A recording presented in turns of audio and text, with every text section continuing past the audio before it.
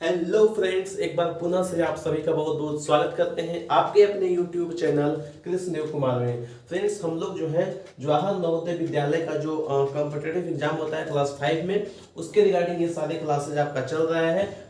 दो पार्ट हमने इससे पहले आपको प्रोवाइड कर दिया है, तो जो दोनों वीडियो है वो आप लोगों ने देख लिया होगा। उसके बाद में ये तीसरा वीडियो को देखिएगा। यकीन मानिए कि मैथ के हमने आपको वादा किया है कि हम 20 से 25 वीडियो आपको प्रोवाइड करेंगे जो मोस्ट इंपोर्टेंट प्रश्न होंगे और जो आपके एग्जाम के लिए आपके एग्जाम में जो प्रश्न आते हैं और उसी के रिगार्डिंग उसी के अनुरूप ये सारे क्लासेस को डिजाइन किए जा रहे हैं। और जो प्रीवियस ईयर में क्वेश्चन आए हुए हैं उसको भी ध्यान में रख के ये सारे क्लासेज आपके बीच में आ रहा है। क्लास ज़्यादा लंबा नहीं है, 8 से 10 मिनट का क्लास है और 20 से 25 अगर कम क्वेश्चन होगा, कुछ टाइप का क्वेश्चन बच जाएगा तो हम 25 से 30 भी वीडियो कर देंगे। लेकिन वीडियो का जो साइज है वो 8 से 10 मिनट का ही रहने वाला है, ठीक है। तो 5 क्वेश्चन यहाँ पे हम लोग करने वाले हैं और यकीन मानिए ये सारे प्रश्न को आपको करने के बाद में अगर आप लोग एग्जाम हॉल में जाइएगा तो आपको जो है सो डेफिनेटली है कि जो मैथ के प्रश्न है वो आपसे बन जाएंगे। इसी प्रकार से मैथ को जब हम कर लेंगे तो जो आपका मेंटल एबिलिटी वाला है या फिर जो हिंदी या फिर जो इंग्लिश वाले बच्चे हैं उनके लिए भी कुछ कुछ क्लासेस हम प्रोवाइड कर देंगे, तो उनको भी ज़्यादा प्रॉब्लम फिर नहीं होगा, ठीक है। तो आइए शुरुआत करते हैं आज के इस वीडियो का। देखिए, पहला जो प्रश्न है क्वेश्चन नंबर 1, ये आपका फ्रैक्शन से है। तो जो चैप्टर देखिए, चैप्टर आप लोग यहाँ पे नोट कर लीजिए। हम कुछ मोस्ट इंपोर्टेंट यहाँ पे चैप्टर आपको बता रहे हैं। देखिए, सबसे पहले देखिए आपको एसआई सिंपल इंटरेस्ट, ये चैप्टर को अच्छे से करना है। इसके बाद में आपसे आपसे जो है सो परसेंटेज, इस चैप्टर को भी अच्छे से करना है, परसेंटेज वाला को। परसेंटेज के बाद में आपको बोडमास, ठीक है, बोडमास करने के बाद में आपको जो है जो बेसिक नंबर जैसे होल नंबर क्या होता है, ऑड नंबर, इवन नंबर, इस तरह का नंबर सिस्टम, ठीक है, ये सारे आपको करने हैं। इसके बाद में जो लार्जेस्ट नंबर, स्मॉलेस्ट नंबर, ये सारे इसी में आएंगे, ठीक है। इसके बाद में आपसे पूछता है सिंप्लीफिकेशन के प्रश्न, सिंप्लीफिकेशन ये हो गया। इसके बाद में आपसे पूछेगा फ्रैक्शन, इसके बाद में आपसे पूछेगा एलसीएम और फिर आपका एचसीएफ, ये सारे चैप्टर हो गए। इसके अलावा और भी जो चैप्टर है जैसे कि आपसे पूछेगा मल्टीपल और फैक्टर वाला, ये सब अभी आपको देखना है। मल्टीपल और फैक्टर, ये सारे चीज भी आपको कंप्लीट करके रखना है। तो ये सारे मोस्ट इंपोर्टेंट है। और भी बहुत सारे चैप्टर्स हैं जहां से प्रश्न आते हैं, तो वो सारे चैप्टर भी आपको हम करवा देंगे, ठीक है। तो इतना आप लोग अभी नोट कर लीजिए, मोस्ट इंपोर्टेंट है, ये सारे चैप्टर को अच्छे से आपको कवर करना है। देखिए 0.47 का कर रहा है, इसका फ्रैक्शन रूप क्या है, फ्रैक्शन इसका जो रूप है वो कौन सा होगा ये आपको बताना है। तो देखिए इसको हम लोग कैसे करते हैं, फ्रैक्शन में चेंज 0.47 है, तो हम लोग जब इस डेसिमल को हटाएंगे तो इसको हटाने के बाद में यहाँ पे आपका जो है सो 1 आ जाएगा और इसके बाद में जितना डिजिट होगा, जैसे 1 और 2 डिजिट है तो 2 जीरो यहाँ पे हम लोग लगा देंगे। इसको फ्रेश से एक बार लिख दीजिए, तो ये आपका हो जाएगा 47 और अपॉन 100 हो जाएगा। तो यहाँ पे देखिए ये आपका फ्रैक्शन के रूप में आ गया है, ठीक है। अब देखिए अगला जो प्रश्न है ये भी सेकेंड है, ये फ्रैक्शन का ये एचसीएफ है। एचसीएफ एक नॉर्मल आता है, जैसे आपसे कहेगा कि एचसीएफ बताइए कि 4 और 8 का एचसीएफ क्या होगा, तो हम लोग नॉर्मल यहाँ पे डिवीजन मेथड से निकाल लेंगे। ये मतलब डिवीजन मेथड ज़्यादा इजी होता है और इसको भाग के मतलब जैसे भाग में हो देते हैं उसी तरह से इसको भी कर लेते हैं। देखिए 4 2 क्या होता है, 4 2 8 होता है, यानी कि पूरा जो है सो कट गया 4 से 8, यानी कि यहाँ पे जो मेरा एचसीएफ है वो क्या हो जाएगा, यहाँ पे जो मेरा एचसीएफ है वो जिस नंबर से कटेगा फाइनली वही मेरा एचसीएफ हो जाएगा। तो यहाँ पे ऐसे हम लोग कर लेते हैं। ये तो बिना फ्रैक्शन वाला था जिसका हम लोगों ने एचसीएफ को निकाला, लेकिन अगर आपको फ्रैक्शन वाला रहेगा और एचसीएफ निकालने के लिए कहेगा तो एक चीज यहाँ पे ध्यान में रखिएगा आप लोग। जैसे देखिए यहाँ पे दिया हुआ है 2/7 और दूसरा नंबर दिया हुआ है 4/17, ये दो नंबर ने कहता है कि इसका एचसीएफ क्या होगा। तो ध्यान दीजिएगा, अगर HCF कहेगा तो ऊपर वाले नंबर का HCF निकालिएगा और नीचे वाले का LCM निकालिएगा। ठीक है, क्या कीजिएगा, अगर आपसे HCF कहेगा तो ऊपर में एक चीज यहाँ पे याद रखिए कि इसको हम लोग कहते हैं नॉमिनेटर और इसको हम लोग कहते हैं डिनोमिनेटर। हिंदी में हम लोग जो है सो ये ऊपर वाला को कहते हैं अंश और नीचे वाला क्या कहते हैं हर। ये हर है और ये है आपका अंश। इंग्लिश में नॉमिनेटर और इसको कहते हैं डिनोमिनेटर। तो ये आपको ध्यान में रखिएगा, हमेशा अगर आपसे HCF कहेगा तो हमेशा ऊपर वाला जो अंश है उसका हम लोग HCF निकालेंगे और नीचे वाला जो हर है उसका हम लोग HCF मतलब कि HCF ऊपर वाले का और नीचे वाला का हम लोग LCM। अगर आपसे LCM कहता तो ऊपर वाला का LCM मतलब जो कहेगा उसको सबसे मतलब ऊपर वाला में निकालेंगे और जो नहीं कहेगा उसको हम लोग नीचे वाला में निकालेंगे, तो वही उसका HCF हो जाएगा।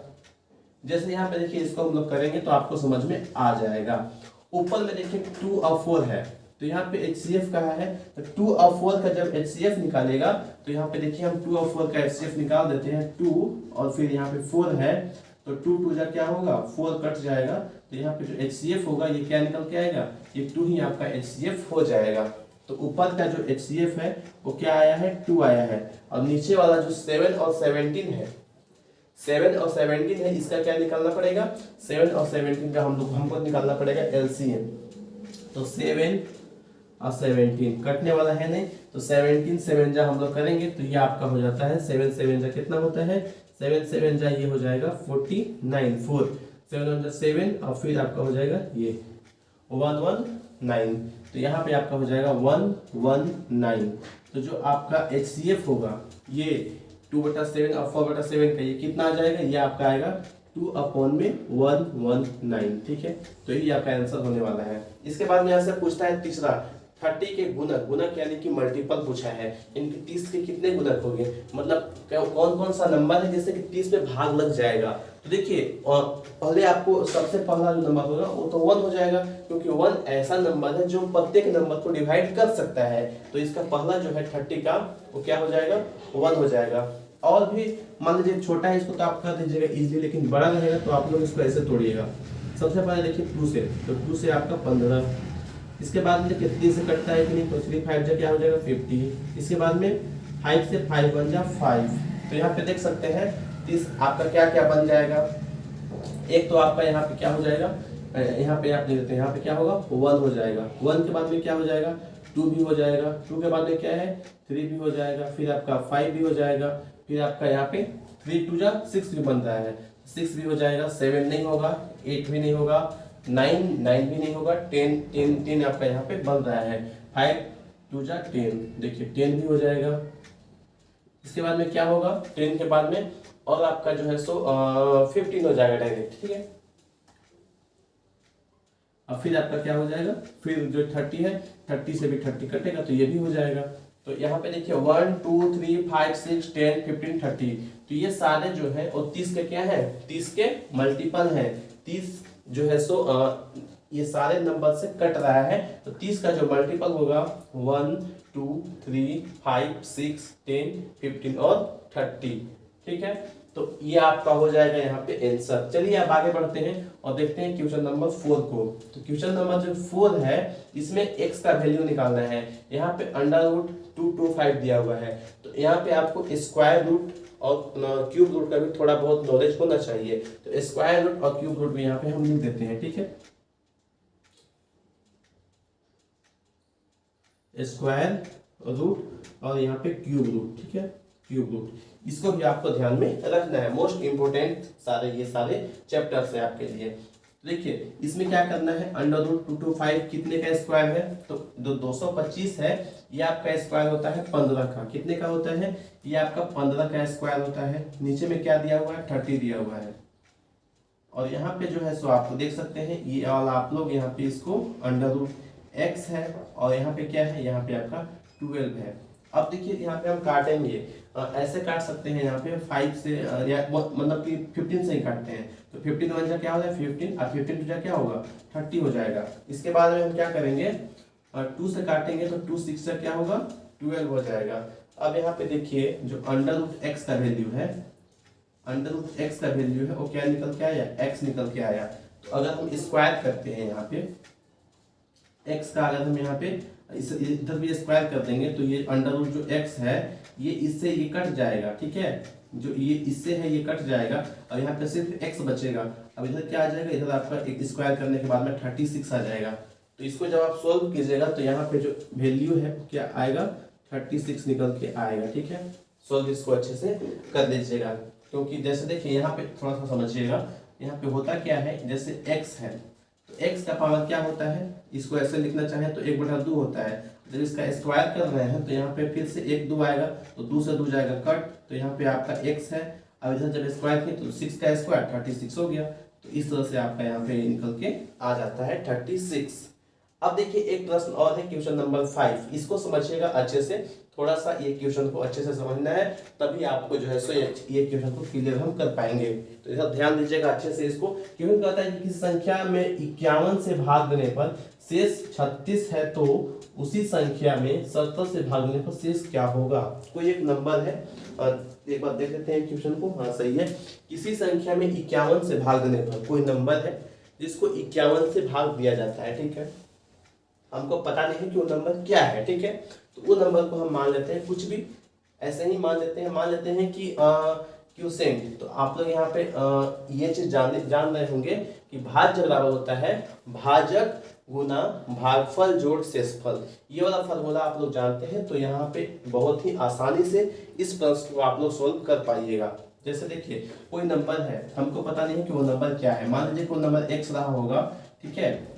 उसको जब हम 51 से भाग दे रहे हैं तो एक बात दिए होंगे और यहाँ पे कुछ आया होगा 51 या कुछ भी आया होगा, और यहाँ पे जो रिमाइंडर मेरा बचा वो क्या बच रहा था, रिमाइंडर मेरा बच रहा था 36। तो यहाँ पे आप लोग को एक चीज जानते हैं कि यहाँ जो भी वैल्यू रहता था, ठीक है, जैसे यहाँ जो भी x रहा होगा इसको अगर आपको फाइंड करना होता है तो इसको हम लोग कैसे चेक करते थे भाग को, तो ये जो भाजक था और जो भागफल होता था, यानी कि यहाँ पे 51 × 1 और प्लस 36 जब करेंगे तो यहाँ पे जो वैल्यू होगा वो यहाँ पे मेरा निकल के आ जाएगा। तो अब इसको सोल्व कर लीजिए यहाँ पे, तो 51 × 51 हो गया, प्लस में क्या हो जाएगा 36 हो जाएगा। इसको ऐड कीजिएगा तो 6 और 1 कितना होगा 7 हो जाएगा, और 5 और 3 कितना होगा 8 होगा। कितना आ गया 87 आ गया। तो अब देखिए यहाँ पे x मेरा 87 आ गया है। इसी नंबर को 17 से भाग देकर के देखते हैं कि शेषफल क्या बचता है। तो 17 से भाग दे दीजिए 87 को, तो 17 का जब हम लोग टेबल पढ़ते हैं तो 17 का टेबल में 17 × 85 होता है, ठीक है, 5 बार में। तो यहाँ पे 85 हो गया, कितना बच गया 2 बच गया। तो आप देख सकते हैं कि यहाँ पे रिमाइंडर कितना बचा है, यहाँ पे जो रिमाइंडर बच रहा है वो कितना बच रहा है 2। तो मेरा आंसर क्या हो जाएगा 2, क्योंकि यही पूछा है कि जो नंबर वो रहा होगा वो नंबर को अगर हम लोग जो है सो 17 से भाग देंगे तो क्या रिमाइंडर बचेगा। तो यहाँ पे जो नंबर मेरा आया था 87 आया था, और जब 87 को भाग दीजिएगा 17 से तो 17 बचे होता है 85, और यहाँ पे 7 में से 5 घटेगा 2 बच जाएगा, रिमाइंडर आपका यहाँ पे 2 निकल के आ जाएगा। तो फ्रेंड्स ये कुछ क्वेश्चन था जो कि आपको ये सारे क्वेश्चन बहुत अच्छे से समझ में आया होगा, तब तो आसान लगेगा। लेकिन अगर आपको क्वेश्चन समझ में नहीं आया होगा तो आपको ये सारे क्वेश्चन आपके एग्जाम में मतलब देखिए बहुत आसानी होता है प्रश्न, बस समझने का थोड़ा सा समझने का आपका मतलब फेर है, थोड़ा सा अच्छे से आप समझ पाएंगे तो आसानी से वो सोल्व कर पाएंगे। क्वेश्चन हार्ड नहीं होता है, बट उसको अच्छे से पढ़ना और अच्छे से समझना होता है। अच्छे से समझे हुए हैं आप, उसको थोड़ा बहुत प्रैक्टिस किए हुए हैं तो आसानी से आपसे प्रश्न हो जाएंगे। तो ये था आज के इस पार्ट 3 में, और आई होप आपको ये पार्ट अच्छे से पसंद आया होगा। इसके बाद में हम लोग और भी इसका पार्ट 4, 5, 6 अभी बहुत सारे पार्ट इसके आने वाले हैं, तो सारे पार्ट को अच्छे से देखिएगा, और अगर पसंद आएगा तो वीडियो को एक लाइक कर दीजिएगा, और अगर इस चैनल पे नए हैं चैनल को सब्सक्राइब कर लीजिएगा, वीडियो को अपने दोस्तों के साथ थोड़ा शेयर भी कीजिएगा। चलिए हम लोग फिर से मिलेंगे कल पार्ट नंबर 4 में, तब तक के लिए सभी को बाय बाय।